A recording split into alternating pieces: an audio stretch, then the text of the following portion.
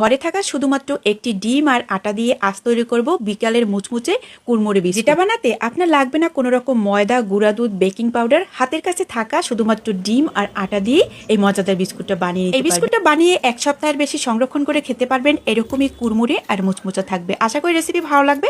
এইবার রেসিপিটা তৈরি করার জন্য একটি মিক্সিং বলে নিয়ে নেব একটি ডিম, তার সাথে দিয়ে দেবো 1/4 কাপ পরিমাণে চিনি, দিয়ে দেবো 1 চিমটির মতো লবণ। এখন চিনি আর ডিমটা খুব সুন্দর করে মিশিয়ে নিতে হবে যতক্ষণ না চিনিটা খুব সুন্দর করে গলে যায়। যখন ডিম আর চিনি মেশানো হয়ে যাবে দিয়ে দেবো 1/4 কাপ পরিমাণে রান্নার তেল। তেলটা অবশ্যই দিতে হবে যদি বিস্কুটটা একদম মুচমুচে বানাতে চান। সব কিছু খুব ভালোভাবে আরও একবার মিশিয়ে নিয়েছি। এই পর্যায়ে এসে দিয়ে দেবো এখানে 1/2 কাপ পরিমাণে আটা। ডিম যদি ছোট বড় হয়ে থাকে সেক্ষেত্রে কিন্তু আটা কম বেশি লাগতে পারে, একটু আপনারা বুঝে ডোটা তৈরি করে নেবেন। এখন খুব সুন্দর করে ডোটা তৈরি করে নিতে হবে। এই বিস্কুটটা তৈরির ক্ষেত্রে কিন্তু কোনো রকম ডোয়ে পানি ব্যবহার করা যাবে না। পানি দুধ ব্যবহার করলে সেক্ষেত্রে কিন্তু এই বিস্কুটটা মুচমুচে হবে না। ডোটা কিন্তু কোনো রকম রেস্টে রাখা যাবে না, সাথে সাথে এই বিস্কুটগুলো তৈরি করে নিতে হবে। এখন বড় সাইজের একটি রোল তৈরি করে নিয়েছি। এইভাবে রোলটা থেকে ছোট ছোট লেচি কেটে নিতে হবে। আর আগে থেকে এইভাবে লেচিগুলো কেটে নিলে সবগুলো বিস্কুট একই সাইজের হবে আর দেখতেও ভালো লাগবে। অনেকেই অনেক নামে এই বিস্কুটটাকে বলে থাকে, কেউ বলে ডিম পিঠা, কেউ বলে ডিম বিস্কুট। যে যেই নামেই ডাকেন এটা খেতে কিন্তু অনেক বেশি মজাদার। এইবারে আমি বিস্কুট তৈরি করে নিব। আপনারা চাইলে যে কোনো কুকি কাটার দিয়েও বড় সাইজের রুটি বেলে তারপরে কিন্তু বিস্কুটের শেপটা দিয়ে নিতে পারেন। তো আমি অন্য রকমের একটু শেপ দেব। একটি নাইফের সাহায্যে হালকা পাশ থেকে একটু ডিজাইন করে দিব যাতে ভাজার পর দেখতে অনেক বেশি সুন্দর লাগে। তো এরই মাঝে একটি বিস্কুট তৈরি করা হয়ে গেছে, আরও একটি বিস্কুট তৈরি করে নিব। আর বন্ধুরা, এত সময় ধরে আমার রেসিপি দেখার পর রেসিপি যদি এতটুকু ভালো লেগে থাকে তো চাইলে আমার ছোট্ট চ্যানেলটা ঘুরে আসতে পারেন। আশা করি আপনাদের কাছে অনেক বেশি ভালো লাগবে।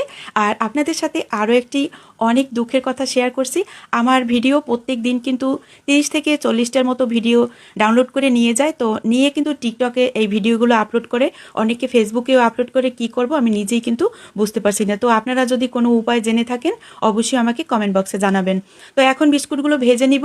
তার জন্য প্যানের মধ্যে পর্যাপ্ত তেল দিয়েছি। তেলটা যখন কুসুম গরম হয়ে যাবে ওই পর্যায়ে কিন্তু বিস্কুটগুলো দিয়ে দিতে হবে। তেলটা অতিরিক্ত গরম করে দিতে যাবেন না, সেক্ষেত্রে কিন্তু বিস্কুটটা মুচমুচো হবে না আর দ্রুত কালার চলে আসবে। 3-4 বার উল্টে পাল্টে মিডিয়াম টু লো আছে তারপরে একদম গোল্ডেন ব্রাউন করে ভেজে নিতে হবে। সেক্ষেত্রে আপনি যদি এক সপ্তাহের বেশি সংরক্ষণ করে খেতে চান একদমই বিস্কুটগুলো এরকমের মুচমুচা থাকবে। তো এরই মাঝে দেখতে পাচ্ছেন বিস্কুটগুলোয় সুন্দর একটি কালার চলে আসছে আর এরকম লাল লাল করেই আমি ভেজে নিব। এই বিস্কুটটা আপনারা কিন্তু এক সপ্তাহের বেশি সংরক্ষণ করে খেতে পারবেন, একদম এরকমই মুচমুচে থাকবে। চায়ের সাথে কিন্তু খেতে এই বিস্কুটটা অনেক বেশি মজা লাগে। আপনারা বাসায় একবার হলেও ট্রাই করে দেখতে পারেন। আশা করি আজকে রেসিপিটা ভালো লাগবে। রেসিপি ভালো লেগে থাকলে চাইলে রেসিপিটা টাইমলাইনে শেয়ার করে রাখতে পারেন। যখন পরবর্তীতে বানাবেন একটু দেখে দেখে বানাবেন। একবার বানালে আপনার বারবারই এই ডিম পিঠা বা ডিম বিস্কুটটা খেতে ইচ্ছা করবে। দেখা হবে নতুন পর্বে। সবাই অনেক বেশি ভালো থাকবেন। আল্লাহ হাফেজ।